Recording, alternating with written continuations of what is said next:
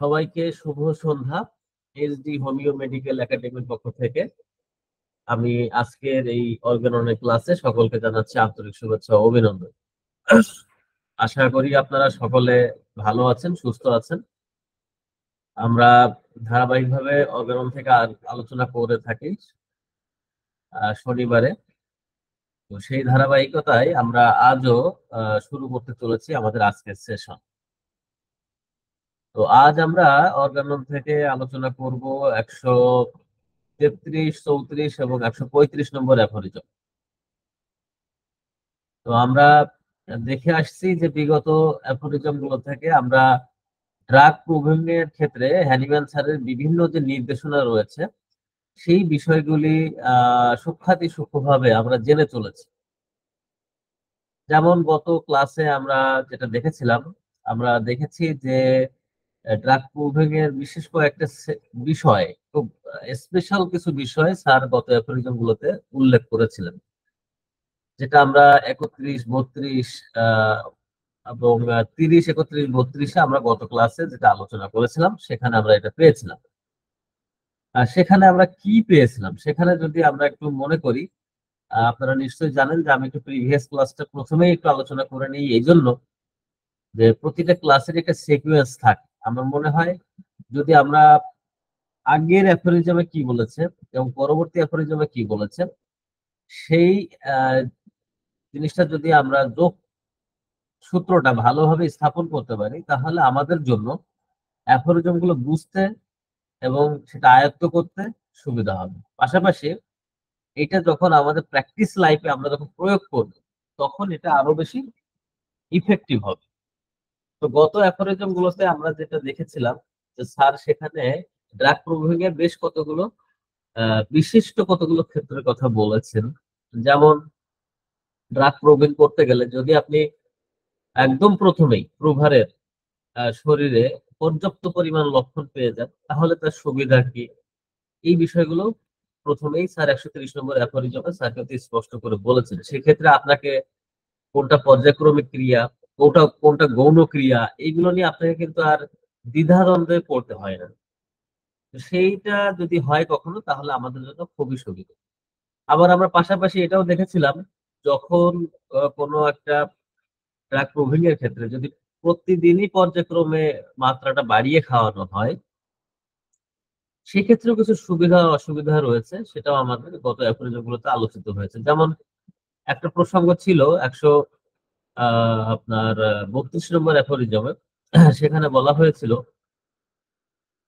যদি কিনা আমরা কোনো মেডিসিনের কতদিন সেটা স্থায়ী হবে তার ক্রিয়াকাল, অথবা এই মেডিসিনটি আপনার পর্যায়ক্রমিক ক্রিয়া যদি আপনার জানার প্রয়োজন না হয়ে থাকে, সেই ক্ষেত্রে আপনি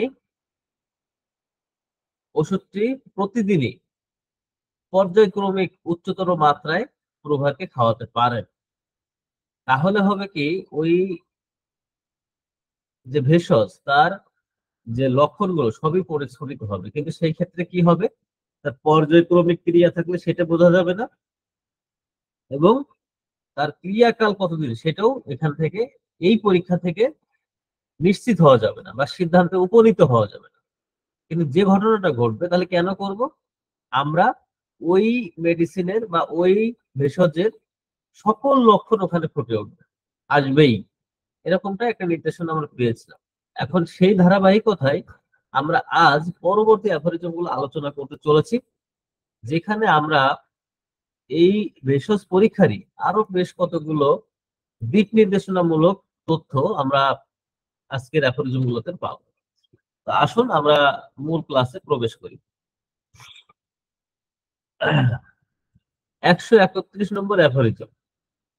আমি গত ক্লাসে শুরুতেও বলেছিলাম, আজও বলি, আমি দেখলাম যে অর্গাননের এই অ্যাফোরিজম গুলো অপেক্ষাকৃত অনেক সরল বাক্যের লেখা, যেগুলো কিনা খুব সহজেই বোঝা যায় এবং একটু আলোচনা করলেই ব্যাখ্যা এটা ক্লিয়ার হয়ে যায়। তারপরেও আমি আপনাদেরকে অনুরোধ করব আপনারা মনোযোগ সহকারে আমার কথাগুলো শোনার চেষ্টা করবেন, এবং খুব ভালো হয় যদি সেখান থেকে আপনারা কোনো প্রশ্ন তৈরি করতে পারেন এবং প্রশ্ন ক্লাস শেষে আপনারা আমাকে করতে পারেন। আমি সবসময় এটাকে উৎসাহিত করি।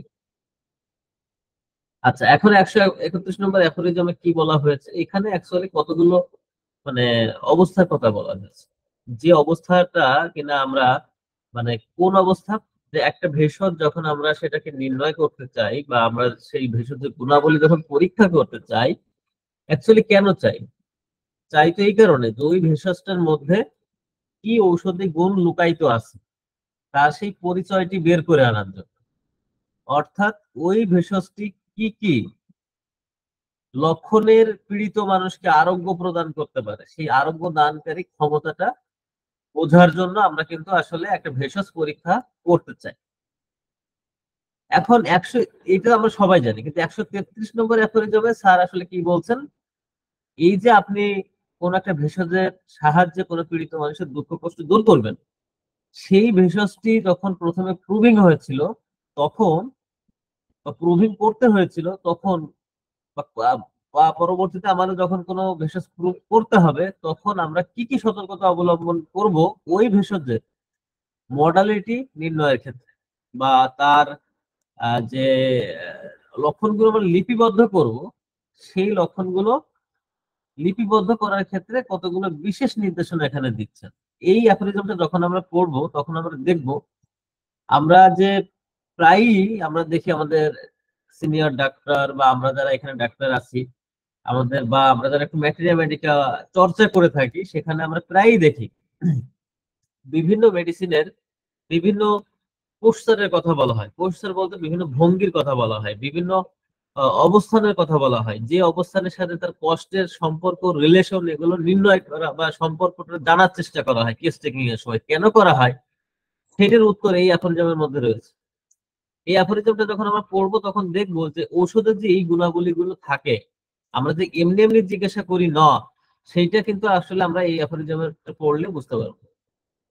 কোন পেশেন্টের কিসে কষ্ট বাড়ছে, কিসে কষ্ট কমছে, কিভাবে তার কোন ভঙ্গিতে তার ভালো লাগছে, কোন ভঙ্গিতে তার খারাপ লাগছে, এই যে প্রশ্নগুলো আমরা করি কোন মেডিসিন কখন করি, যখন এই জন্য করি যে কোন মেডিসিন প্রুভিং এর ক্ষেত্রে দেখা গেছে এই লক্ষণগুলো খুবই প্রমিনেন্ট ছিল, খুবই স্পষ্ট ছিল।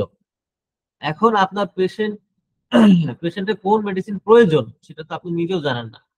এই অনুসন্ধানগুলো থেকে প্রাপ্ত তথ্যই কিন্তু আপনাকে সঠিক জায়গায় পৌঁছে দিবে যে আপনি কোন মেডিসিন আপনার পেশেন্টকে প্রয়োগ করবেন। সেরকমটাই আসলে এখানে নির্দেশনা দিচ্ছেন।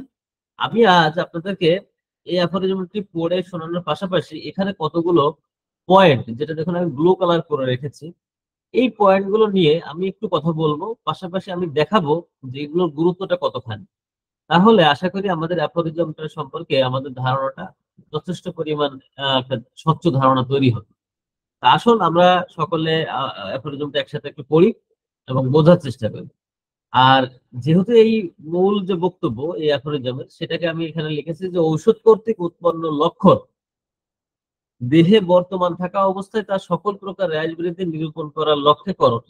অর্থাৎ এটা বোঝাতে চেয়েছি, যখন কোনো ভেষজ প্রুভিং করার উদ্দেশ্যে কোনো প্রভারের শরীরে প্রয়োগ করা হয় তখন সেখানে বেশ কতগুলো লক্ষণ প্রডিউস হয়।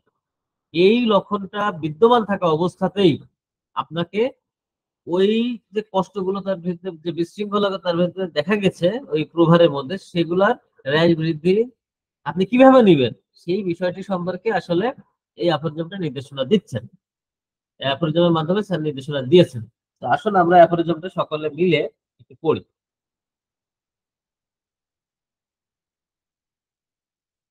কি বলছেন? On experiencing any particular sensation from the medicine. অর্থাৎ কোনো একটা ঔষধ থেকে মানে নির্দিষ্ট কোনো লক্ষণ অনুভব হলেই, বা মানে পার্টিকুলার সেন্সেশন, কোনো একটা নির্দিষ্ট অনুভূতি বা লক্ষণ যাই হোক না কেন, এইটা যদি হয়, ইট ইজ ইউজফুল। কি বলছে? যে ইট ইজ ইউজফুল, এটা অত্যন্ত দরকারি। ইন নিডেড, নেসেসারি, মানে এটা অত্যন্ত প্রয়োজনীয়। ইন অর্ডার, কেন? এই জন্য যে to determine the exact character of the symptom. অর্থাৎ ওই লক্ষণের প্রকৃতপক্ষেই যে কি চরিত্রগত বৈশিষ্ট্য সেটা নির্ণয় করতে এটা অত্যন্ত দরকার, এটা অত্যন্ত প্রয়োজনীয়, সেটাই স্যার বলছেন। টু অ্যাজিউম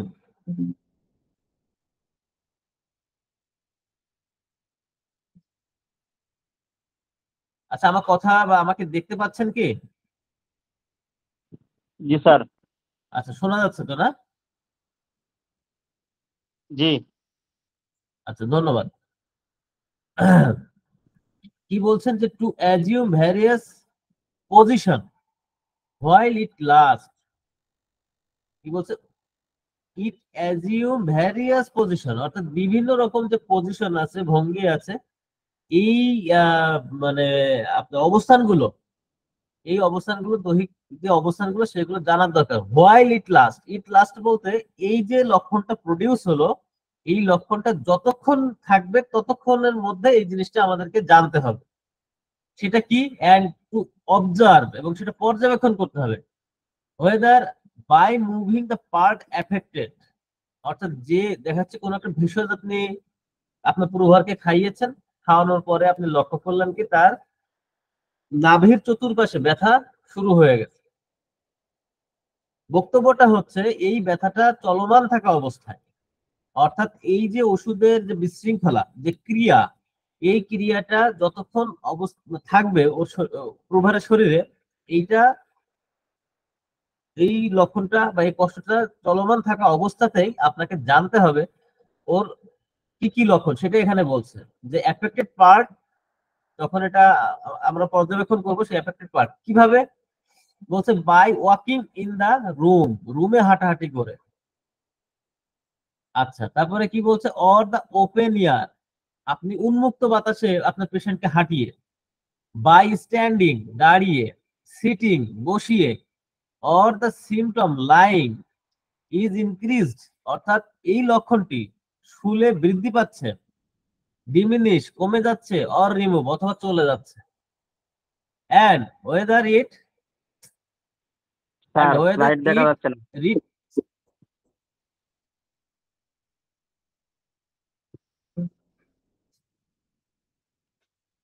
আমারও কেন জানি মনে হচ্ছে আমার এখানে কোনো একটা ঝামেলা হচ্ছে।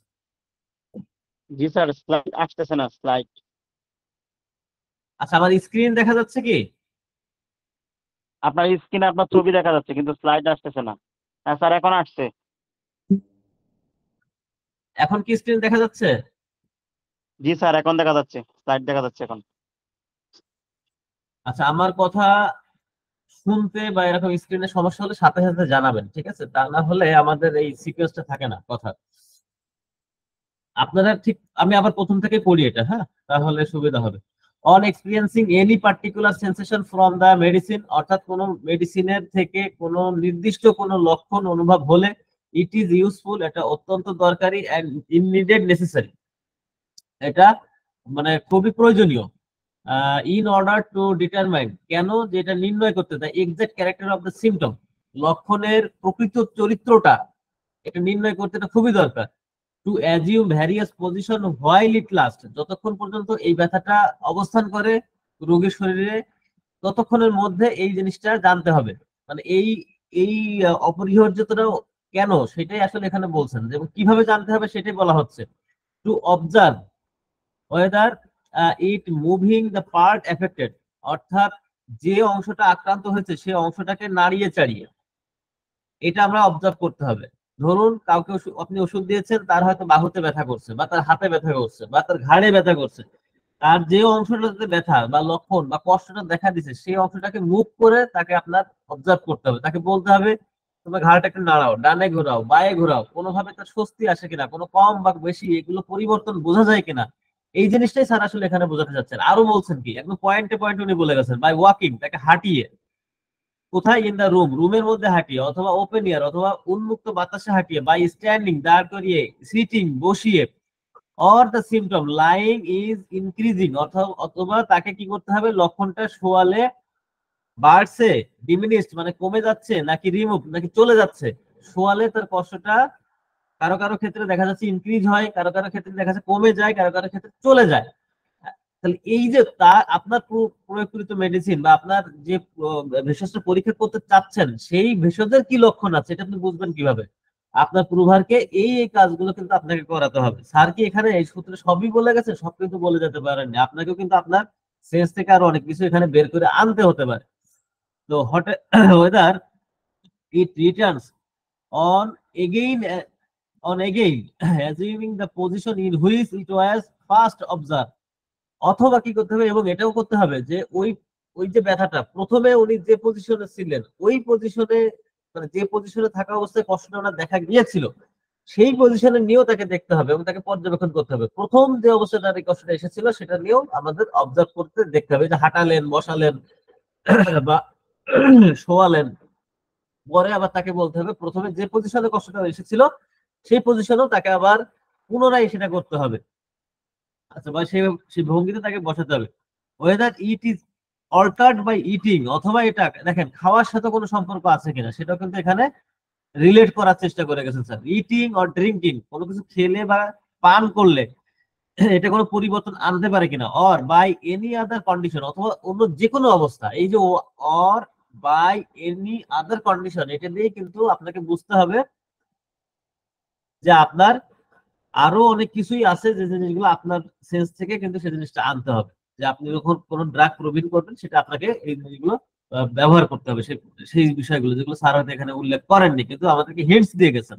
আচ্ছা, অর বাই দ্য স্পিকিং, অথবা কথা বলে, তারপরে কি হতে পারে কফিং, কাশি দিয়ে বা হাসি দিয়ে, sneezing, or any other action, অথবা অন্য এনি আদার অ্যাকশন, যে কোনো কাজ বা যে কোনো একটা মানে আপনার ভূমিকা কোনো কিসের অফ দ্য বডি, শরীরের যে কোনো একটা কাজের মাধ্যমে, কোনো একটা ভঙ্গির মাধ্যমে বা মুভমেন্টের মাধ্যমে, ঠিক আছে, এটা কমে বা বাড়ে কিনা সেটা দেখতে বলা হচ্ছে। And at the same time to note what time of the day or night it usually occurs in most mark manner, অর্থাৎ খুব বেশি পরিমাণে কোন সময়টাতে, সচরাচর কোন সময়টাতে এটা দেখা যাচ্ছে সেটাও এখানে নোট করতে বলা হচ্ছে। সেটা কি আপনার দিনে নাকি রাতে, এই বিষয়টিও কিন্তু এখানে স্যার খুব গুরুত্ব সহকারে নোট করার জন্য বলেছেন। Whereby what is peculiar to and characteristic of each symptom will be become apparent. আপনি এই যে কাজগুলো করলেন এর দ্বারাই আসলে ওই লক্ষণের বা ওই ভেষজের যে বৈশিষ্ট্যপূর্ণ বা চরিত্রগত যে লক্ষণ সেটা পরিচয়টা ফুটে উঠবে বা দৃশ্যমান হবে। অ্যাকচুয়ালি এই অ্যাফোরিজমটা যদি আমরা একটু মানে মৌখিকভাবে আলোচনা করি, এটা তো রিডিং অর্থ আমি বললাম, মৌখিকভাবে যদি আলোচনা করি সেই ক্ষেত্রে আমার মনে হয় কিছু উদাহরণ সহকারে যদি আমরা আলোচনা করি তাহলে অ্যাফোরিজমটা আমাদের বুঝতে সুবিধা হবে। সেটা কেমন? যেমন ধরুন এখানে স্যার বলেছেন প্রথমত যে আপনি কোনো ভেষজ যখন পরীক্ষা করবেন তখন তো অবশ্যই সেই ভেষজটি যখন কোনো প্রুভারকে প্রয়োগ করা হবে সেখানে অনেক ধরনের লক্ষণ প্রডিউস হবে। যে লক্ষণ প্রডিউস হলো সেই লক্ষণটি স্যার এখানে বলছেন যে আপনি কি কিভাবে নোট করবেন তার একটা গাইডলাইন এখানে দিচ্ছেন। এবং দেখুন আমি যে মানে প্রথমেই বলেছিলাম একটা সারাংশ এক বাক্যে এটা থেকে দাঁড় করিয়েছিলাম যে এখানে আসলে কি বলতে চাচ্ছি অ্যাফোরিজমটাতে।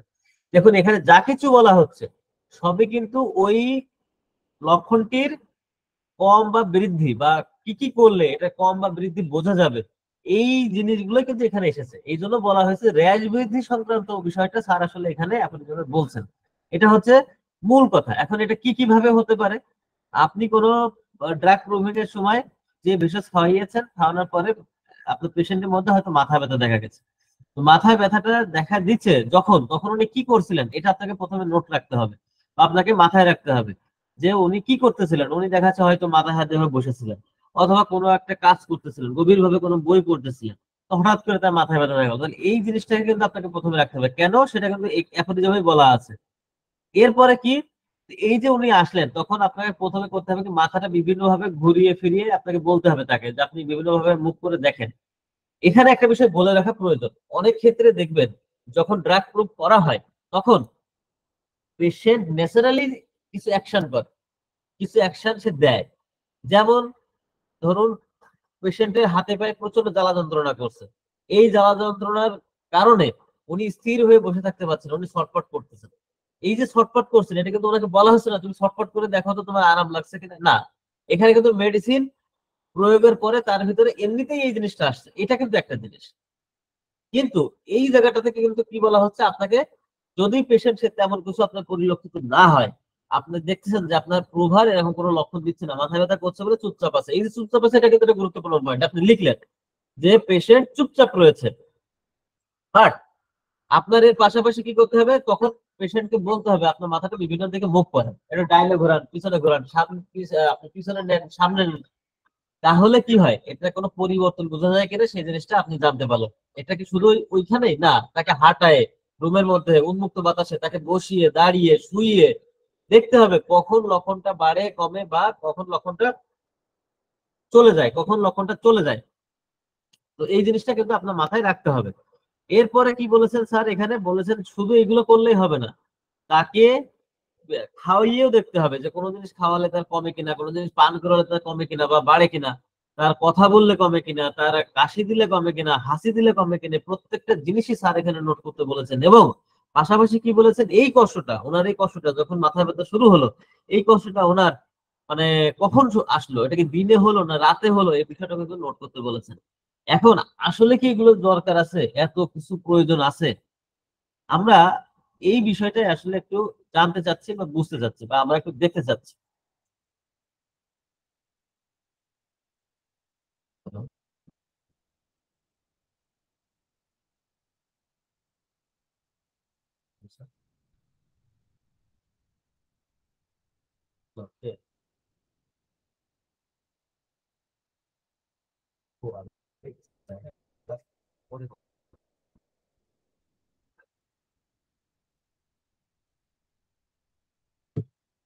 সরি, আমি একটা বিষয় আপনাদেরকে, যেটা এখন আমি যেটা করতে চাচ্ছি আপনাদের জন্য, সেটা হচ্ছে আমি এখন আমাকে আমার কম্পিউটারে একটা রেপোর্টারি ইনস্টল করা আছে, আমি সেটা আপনাদেরকে একটু ওপেন করে দেখাতে চাচ্ছি।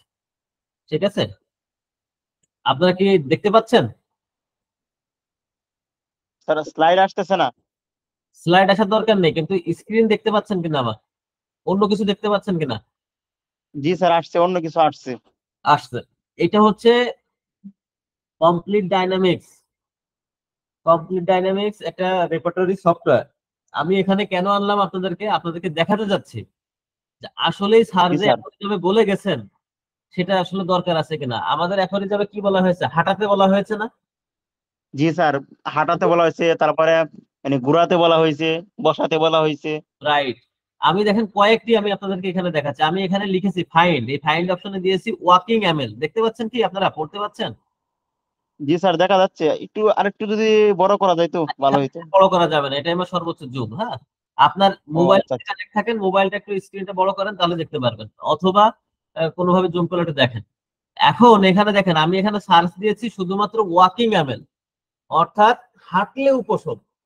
আপনি একটু জি লক্ষ্য করুন বা আপনারা সবাই একটু লক্ষ্য করুন, এটা একটা রেপার্টরি, একটা সফটওয়্যার, এখানে সমস্ত লক্ষণগুলো এর ভিতরে ইনক্লুড করা রয়েছে। তো সেই ক্ষেত্রে আমরা এখানে কি কি দেখতে পাচ্ছি, দেখেন স্টোমাক অধ্যায়, এখানে ওয়াকিং এমএল আছে, কতগুলো আছে জি দেখেন। স্যার, ওয়ার্কিং এমএল আছে। হ্যাঁ, হুম। অ্যাবডোমেন অধ্যায়, এখানে ওয়াকিং এমএল আছে, অ্যাবডোমেন চলছে, জি এখনো চলছে। রেকটাম অধ্যায়, ব্লাডার অধ্যায়, সব জায়গায় কিন্তু ওয়াকিং এমএল আছে। যেখানে যেখানে ওয়াকিং এমএল পেয়েছে সে সব কিন্তু এখানে নিয়ে এসে হাজির করছে। বুঝতে পারছেন? এই যে কিডনি, কিডনিতে কি ওয়াকিং পেইন, কিডনি ব্যথা, ওয়াকিং এমএল, হাঁটলে কমে। আসুন তো দেখি কি মেডিসিন আছে এখানে। দেখুন 4টা মেডিসিন আমরা দেখতে পাচ্ছি। ঠিক আছে, আচ্ছা তো স্যার, এইরকম। মেডিসিন গুলো একটু বুঝলাম না, মেডিসিনটা কই, এটা যদি একটু। আচ্ছা ধরুন এই যে ইয়ার, কানে ব্যথা, ওয়াকিং এমএল, হাঁটলে কমে। আমরা এখানে ঢুকে জি দেখি, এই যে এর মেডিসিন গুলো হচ্ছে এমন মিউরেটিকাম। ঠিক আছে, এমন মিউরেটিকাম। তারপরে এটা কি, এটা হচ্ছে যে গ্রায়োটিওলিয়া, আর হচ্ছে পালসেটিলা। তাহলে এই যে বিষয়গুলো আমি জাস্ট আপনাদেরকে একদম প্র্যাকটিক্যালি দেখানোর চেষ্টা করলাম যে এরকম কিন্তু আপনার এখানে অসংখ্য রয়েছে। দেখুন সবগুলো অধ্যায় যদি আপনি এখানে দেখেন তাহলে আপনি বুঝতে পারবেন যে হাজার হাজার মেডিসিন, হাজার হাজার মেডিসিন, হাজার হাজার আমাদের এখানে রুব্রিক বা লক্ষণ কিন্তু রয়েছে, যেটা কিনা এক ওয়াকিং এমএল এর সাথে সম্পর্কযুক্ত। যেমন ধরেন হাইপোকন্ড্রিয়াক রিজিয়নে আপনার ব্যথা, পেটে ব্যথা, কিন্তু এটার জন্য 15টা মেডিসিন আছে। ক্যালকেরিয়া ফ্লোর, ক্যালকেরিয়া কার, আর্জেন্টাম নাইট্রিকা, কার্বো অ্যানিমালিস, ডায়াস্কোরিয়া, আদা। আশা করি আপনারা এটা দেখতে পাচ্ছেন। ঠিক আছে, এখন আসুন আমার এই কোন তুমি আমরা জেলা এবার আসছো। কেউ কি কোনো কথা বলছেন? কথা বললে কাইন্ডলি মিউট করে রাখুন। দেখুন এবার আমি দিয়েছি,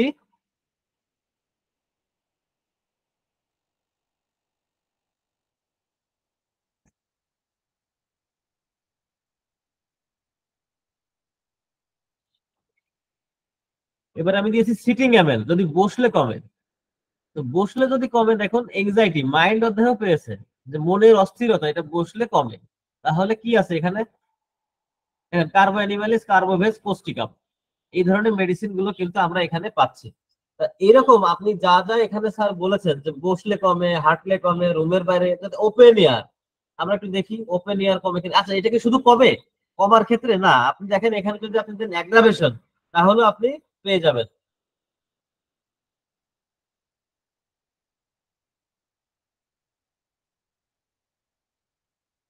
অ্যাগ্রাভেশন মানে এখানে সফটওয়্যারটা শুধুমাত্র অ্যাগ্রাভেশন পুরো ওয়ার্ড নেয়নি, নিচে কি এজিজি, এজিজি মানে অ্যাগ্রাভেশন।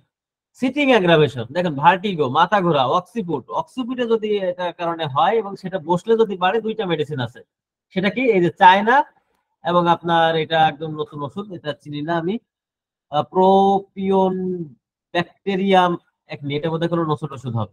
তাহলে এরকম আমি যেটা বোঝাতে যাচ্ছি, আমাদের অ্যাফোরিজমে স্যার যেটা বলেছেন তার মানে এই যে নমুনা, এটা কিন্তু আমাদের রেপার্টরিতে গেলে বা আমরা যখন কোনো মেডিসিন পড়ি, সেটা পড়লে, অধ্যয়ন করলে কিন্তু আমাদের সামনে স্পষ্ট হয়। কারণ এরকম হাজার হাজার লক্ষণ, হাজার হাজার বৈশিষ্ট্যপূর্ণ চরিত্র আমাদের ভেষজগুলোতে কিন্তু রয়েছে, যে জিনিসগুলো আমাদেরকে কিন্তু জানতে হবে। আপনি যত বেশি এই সূক্ষ্মাতি সূক্ষ্ম বিষয়গুলো, এই মডালিটি গুলো নিতে পারবেন, তত বেশি আপনি ভালো ডাক্তার হিসেবে নিজেকে প্রতিষ্ঠিত করতে পারবেন। ধরেন নাইট, আমি এখানে লিখলাম এখন নাইট অ্যাগ্রাভেশন, দেখুন মনের কষ্ট, নাইট অ্যাগ্রাভেশন, যদি মনের কোন রকম সমস্যা রাত্রে বৃদ্ধি পায়, 664টা মেডিসিন আছে। তার মানে স্যার যে অ্যাফোরিজমে বলেছেন তার প্রত্যেকটারই কিন্তু বাস্তব ধর্মী ভিত্তি কিন্তু রয়েছে, এবং সেটারই আলোকে এই রেপার্টরি সফটওয়্যারটা বা এই ধরনের রেপার্টরি সফটওয়্যার যা আছে সেগুলো কিন্তু প্রতিষ্ঠা করা হয়ে থাকে। আচ্ছা, তো এইটা ছিল আমাদের মোটামুটি 133 নম্বর অ্যাফোরিজমের মূল বক্তব্য বা মূল আলোচনা।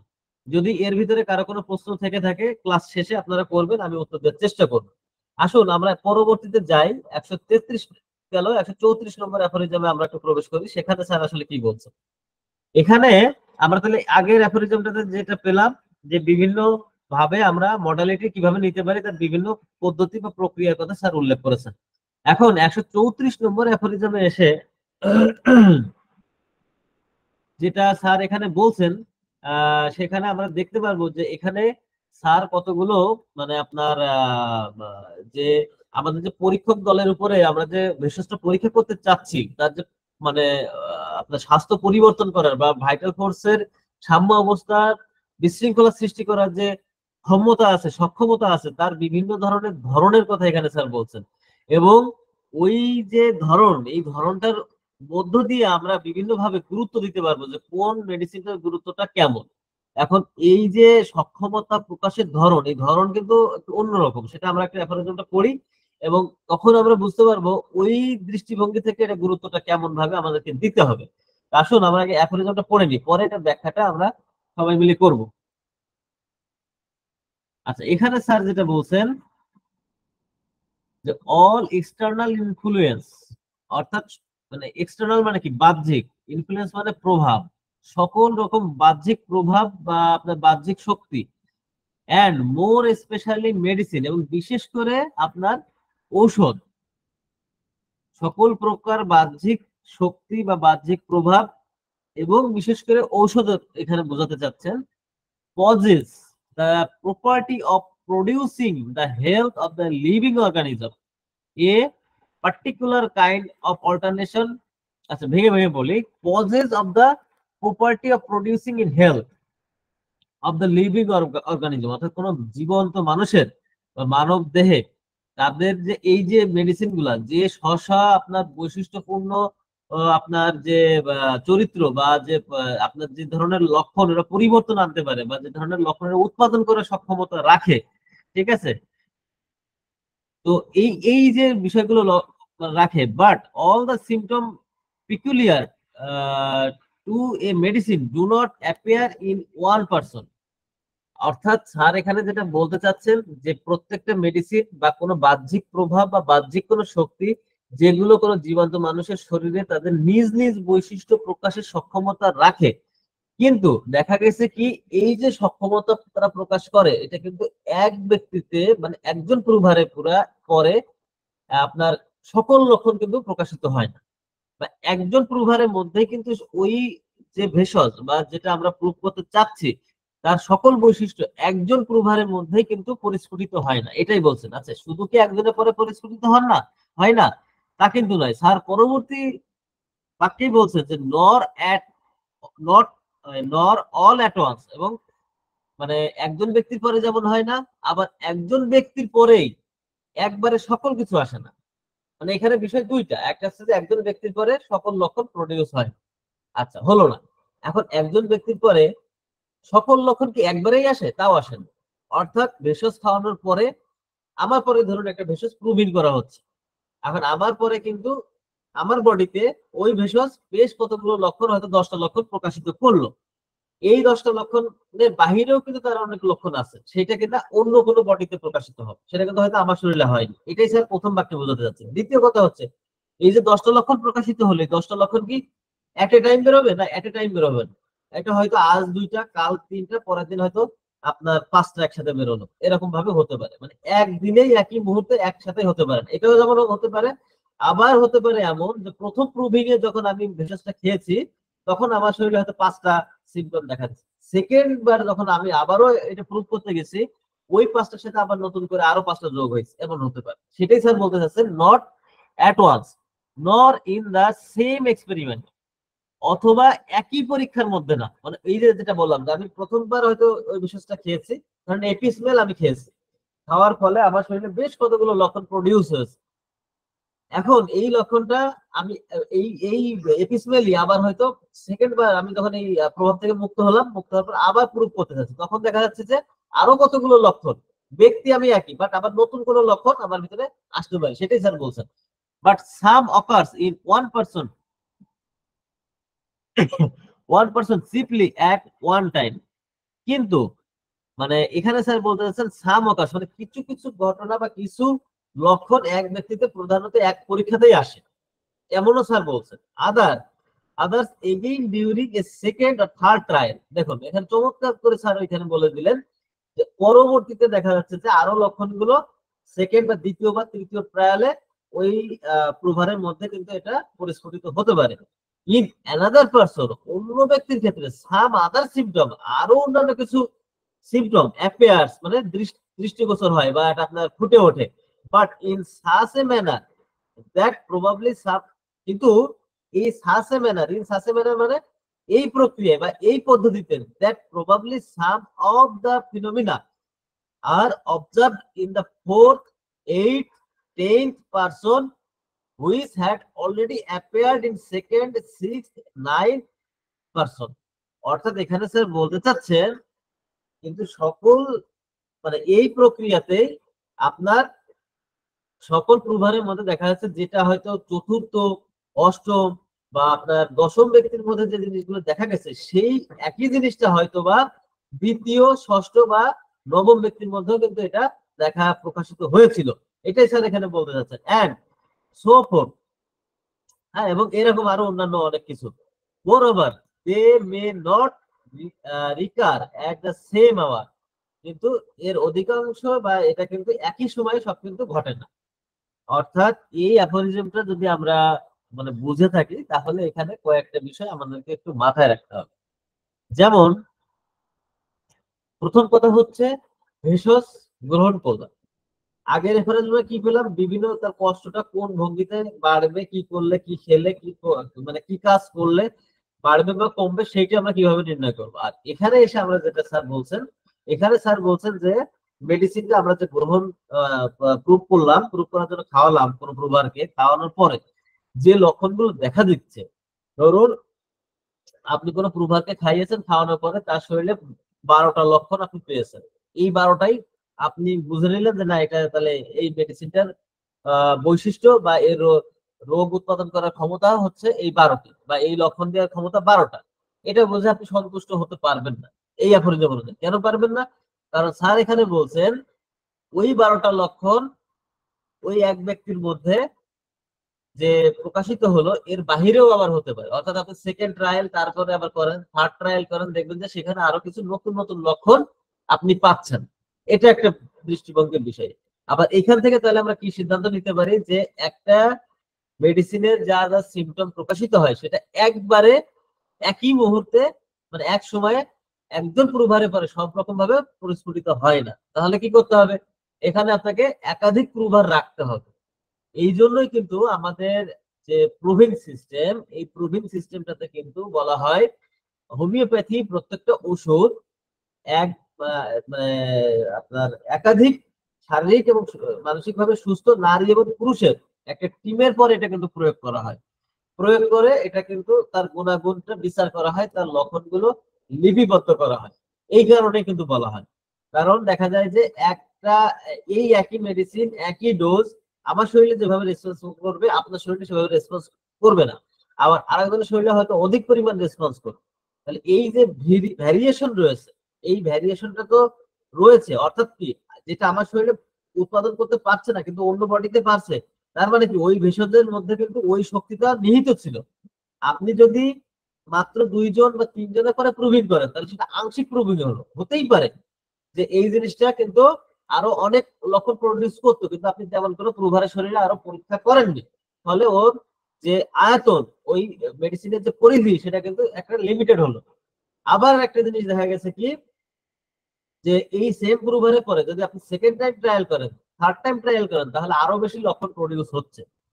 এই বিষয়গুলো কিন্তু আপনাকে মাথায় রাখতে হবে। অর্থাৎ দেখুন, নর্মালি চিন্তা করুন যে একটা মেডিসিন প্রুভ করতে গেলে কতটা সতর্কতা আমাদেরকে এই সমস্ত ক্ষেত্রে মানে মেনটেন করতে হয়, যে ব্যাপারে হ্যানিম্যান স্যার এটা কিন্তু উনি নিজে করেছেন, উনি নিজে পেয়েছেন, তাই কিন্তু উনি আমাদেরকে বলে গেছেন যে না, আমরা এইভাবে যদি না করি তাহলে মিস হওয়ার সম্ভাবনা শত শত। যে কারণে এখান থেকে আমরা একটা জিনিস বুঝতে পারি, কোনো একটা মেডিসিন যেটা গ্রহণ করার পরে দেখা যাচ্ছে যে ওই লক্ষণটি সকলের মধ্যে কমন আসছে, তার মানে কি এই লক্ষণটা বুঝতে হবে সবার মধ্যে স্পষ্ট, প্রত্যেকটা প্রুভারের মধ্যেই ফুটে উঠেছে, অর্থাৎ এই লক্ষণটি আপনার ওই মেডিসিনের খুবই শক্তিশালী একটা লক্ষণ। কিন্তু দেখা গেল এমন কোন লক্ষণ আসলো, যেজন্য আমি বলেছিলাম লক্ষণের গুরুত্ব, আপনি 10 জন একটা টিমের পরে পরীক্ষা করছেন, 10 জনের মধ্যেই একটা লক্ষণ খুব প্রমিনেন্টলি আপনার ভিতরে দেখলেন, আপনার দৃশ্যমান হলো, তার মানে আপনি ধরে নিতে পারেন এই মেডিসিনের একটা বিশেষ স্বতন্ত্র বৈশিষ্ট্য হচ্ছে এই লক্ষণটি, ফলে ওই লক্ষণটাকে অত্যন্ত গুরুত্ব দিয়ে আপনাকে কিন্তু বিচার করতে হবে। আবার দেখা যাচ্ছে যে এমন কিছু লক্ষণ আছে এভারেজ হয়তো আসছে, সেই লক্ষণটা অত প্রমিনেন্ট না, তীব্রভাবে প্রকাশিত হয়নি, কিন্তু অনেকের শরীরেই আসছে, আপনি সেটা নিতে পারবেন। আবার একটা বিষয় হচ্ছে যে ভাগা ভাগা আসছে, অত মানে স্পষ্ট ভাবে প্রভারও বলতে পারছে না তার আসলে সমস্যাটা কি হচ্ছে, তাহলে এটা কিন্তু অতটা গুরুত্বপূর্ণ না। আচ্ছা, গুরুত্বটা কি শুধু এই প্রডিউসের উপরে ডিপেন্ড করবে? না, আপনি নিশ্চয়ই জানেন আমাদের এই যে একটু আগে যে রেপোর্টারি ওপেন করলাম সেখানে কিন্তু প্রত্যেকটা মেডিসিনের super grade, first grade, second grade, third grade বিভিন্ন গ্রেডিং করা হয়, এক একটা রেপোর্টারিতে এক এক রকম। যেমন কেন্টের রেপোর্টারিতে 3টে আপনার গ্রেডিং আছে, first grade, second grade, third grade. তো অন্যান্য রেপোর্টারিতে এরকম সুপার গ্রেড আছে। এখন এই মানে গ্রেডিংটা বা গুরুত্বটা কিভাবে দেওয়া হয়, এই গুরুত্বটাও কিন্তু দেওয়া হয় শুধুমাত্র লক্ষণ প্রডিউসের উপর। এটার আরেকটা অংশ থাকে, যখন আপনার কাছে পেশেন্ট আসবে, পেশেন্টকে যখন আপনি ওষুধ প্রয়োগ করবেন, প্রয়োগ করে যদি দেখেন যে না, যে লক্ষণটা সবার মধ্যে ফুটে উঠেছিল প্রুভিং এর সময়, সেই একই লক্ষণ নিয়ে যখন আপনার কাছে পেশেন্ট এসছে, আপনি অনেক পেশেন্টের পরে প্রয়োগ করে দেখলেন যে না, এই লক্ষণটি এই মেডিসিনটি দারুণ ভাবে রিমুভ করতে পারে, তাহলে বুঝবেন এটা তার স্ট্রং জোন, এটা অত্যন্ত গুরুত্বপূর্ণ লক্ষণ, এটা খুবই তার স্বতন্ত্রতা মূলক একটা লক্ষণ, এটাকে আলাদাভাবে আপনাকে মূল্যায়ন করতে হবে। এজন্য বলেছিলাম যে আমরা মানে এই ওষুধের গুরুত্বটা কিভাবে আমরা নির্ণয় করবো সেটা এই অ্যাফোরিজমে আমরা বুঝতে পারবো। আশা করি 134 নম্বর অ্যাফোরিজমের বক্তব্যটা আপনাদের কাছে পরিষ্কার হয়েছে। আসুন আমরা 135-এ প্রবেশ করি। 135 নম্বর অ্যাফোরিজমটা স্যার আসলে কি বলছেন? 135 নম্বর অ্যাফোরিজমে আসলে স্যার যেটা বলতে চাচ্ছেন যে এটা আমাদের মানে ভেষজ পরীক্ষা, যে এই যে এতগুলো প্রক্রিয়া, মানে সেই প্রায় আমরা 10-15টা অ্যাফোরিজম পড়ে ফেললাম, সবই প্রুভিং নিয়ে আমরা কথা বলে ফেললাম। এই প্রুভিং এর সম্পর্কে মানে এত কিছু আলোচনার পরে স্যার এখানে এসে বলছেন যে না, এরকম হলে আমরা একটা প্রুভিং এখানে আমরা মানে মোটামুটি শেষ করতে পারি, বা আমরা এইভাবে একটা ধারণা নিতে পারি যে এই সেই বিষয়টা আমরা আসলে 135 নম্বর অ্যাফোরিজমে আমরা মানে জানবো বা আমরা একটু ধারণা নিব। ঠিক আছে, যেখানে এসে স্যার বলছেন যে এইভাবে আমরা একটু সমাপ্তির দিকে আসতে পারি, যে না আমরা নিশ্চিত হতে পারি যে একটা প্রুভিং যথাযথ হয়েছে। আসুন আমরা একটু অ্যাফোরিজমটা একটু পড়ি, পড়ার পরে আমরা এটা নিয়ে একটু কথা বলি। সেখানে স্যার বলছেন the whole of the element, অর্থাৎ সকল উপাদান কিসের, অফ ডিজিজ, রোগের, a medicine is capable of producing can only be brought to anything like completeness by numerous observation on suitable person of both sexes। অর্থাৎ sir এখানে যেটা বলছেন যে মানে একটা মেডিসিনের যেটা তার রোগ উৎপাদন করার বা ওই লক্ষণ, রোগ উৎপাদন মানে কষ্টদায়ক লক্ষণগুলো উৎপাদন করার যে সক্ষমতা রয়েছে, সেই সক্ষমতা আপনার মানে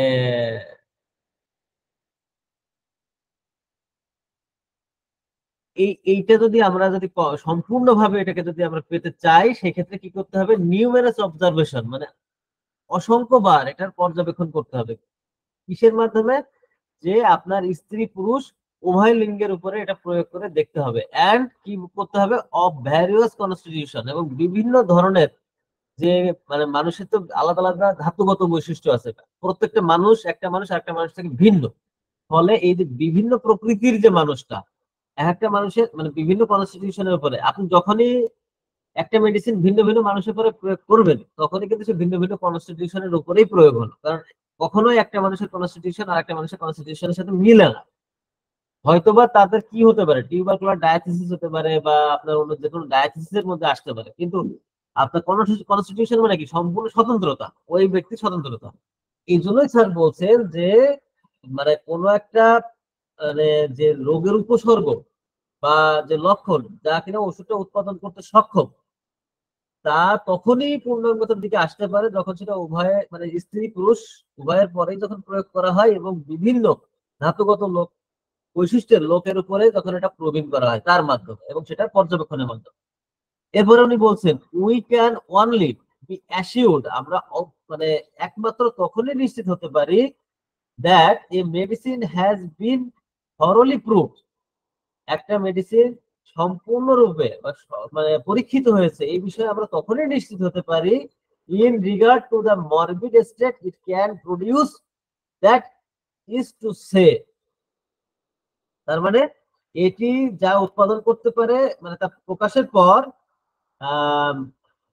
in regard to the morbid state, অর্থাৎ অসুস্থতা অবস্থায় এটা যা যা উৎপাদন করতে পারে সেটা in regard to the pure power of alternating health of the man when subsequent experiment can notice little of a novel character from its action, and almost always only the same symptom uh, as had been already observed by other। অর্থাৎ sir এখানে যেটা বলতে চাচ্ছেন মূল কথাটা হচ্ছে এটা, যে একটা ওষুধ মানে এখানে কথাটা খুবই গুরুত্বপূর্ণ।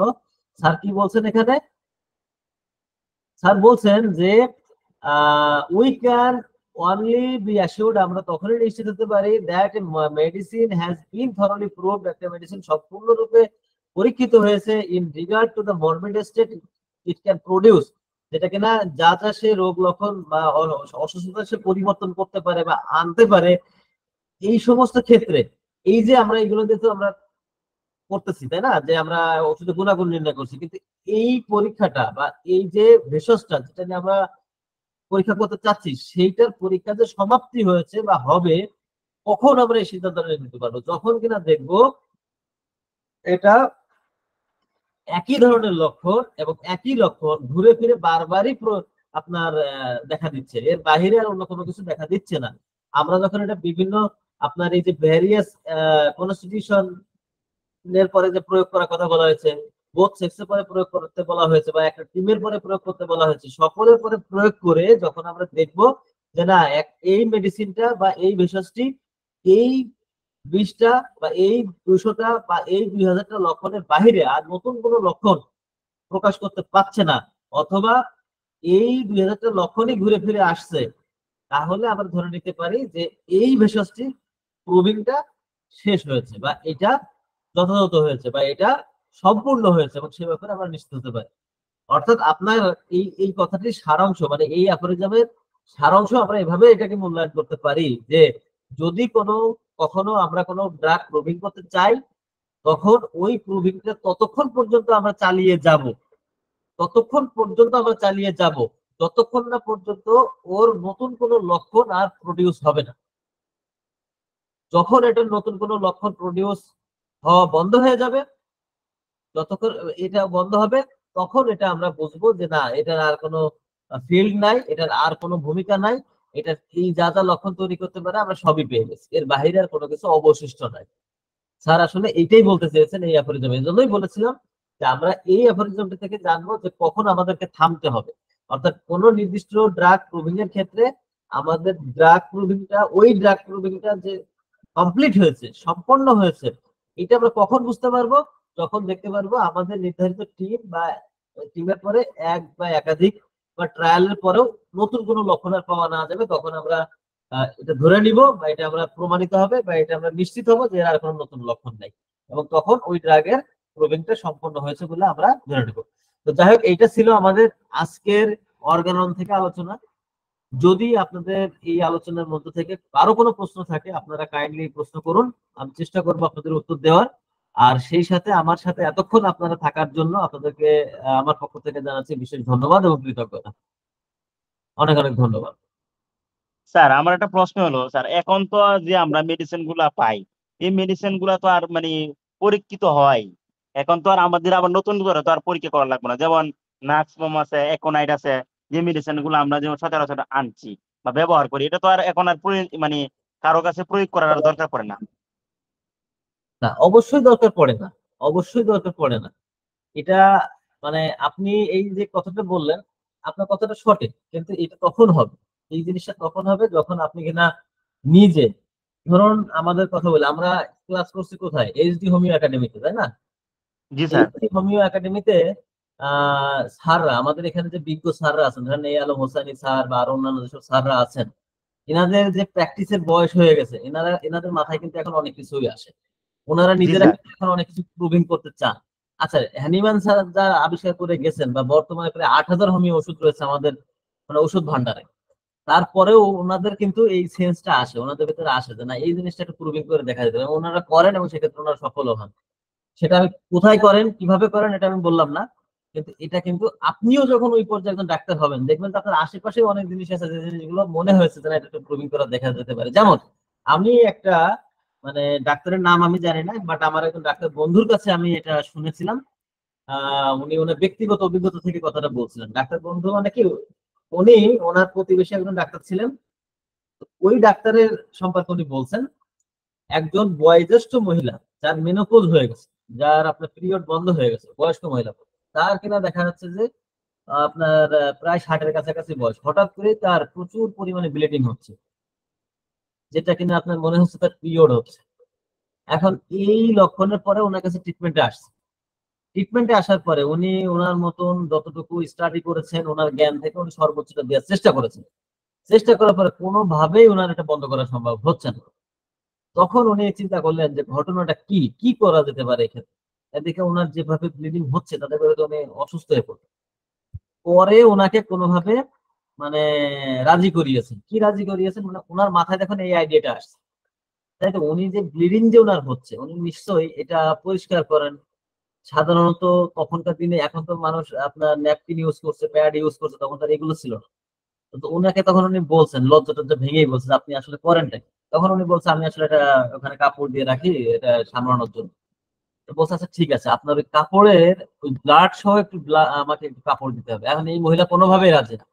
তারপরে ওনাকে রাজি করাইছে যে না, আপনি একটু দেন। উনি করছে কি, ওই কাপড়টা নিয়ে শুকাইছে, শুকানোর পরে ওই কাপড়টা আগুনে পোড়াইছে, পোড়ানোর পরে ওই যে ছাইটা হয়েছে, ছাইটাকেই মূল উপাদান হিসেবে ধরছে, ধরে ওইটাকে আপনার শক্তিকরণ করছে, করে ওইটাতে খাওয়াইছে, পরবর্তীতে উনি সুস্থ হয়েছে। আপনি কি আসেন লাইনে? জি জি স্যার, বুঝছি আমি। আচ্ছা, এখন এই যে আইডিয়াটা, এটা বলুন তো দেখি, মানে কোত্থেকে আসলো ওনার মাথায়? এটা স্যার কিন্তু এটা এটা স্যার আসলেই স্যার আপনি যে কথাটা বললেন, এটা আসলে যে অনেক যারা অভিজ্ঞতাশীল তাদের মানে যে গবেষণা গবেষণা করে পরে উনি হয়তো বা এটা এখন রিসার্চ করছে। এটা কিন্তু ওই আপনিও যখন প্র্যাকটিস করবেন আপনার ভেতরে ওটা আসবে। যেমন আমি একদিন জি স্যার। আমাদের এইচডি প্ল্যাটফর্মে একটা প্রোগ্রামে ওই দিন মানে ইন্ডিয়ার কোন একজন স্বনামধন্য ডাক্তার সংযুক্ত হয়েছিলেন। ওনার বক্তব্য দিতে গিয়ে উনি একটা পেশেন্টের অভিজ্ঞতা বললেন। রেকর্ডিং কি অফ করবো দাদা? হ্যাঁ, অফ করে দেন এবং আমাদের লাস্টের কথাগুলো ভিডিও সময় কেটে দিতে পারেন, কোনো সমস্যা নেই, ঠিক আছে।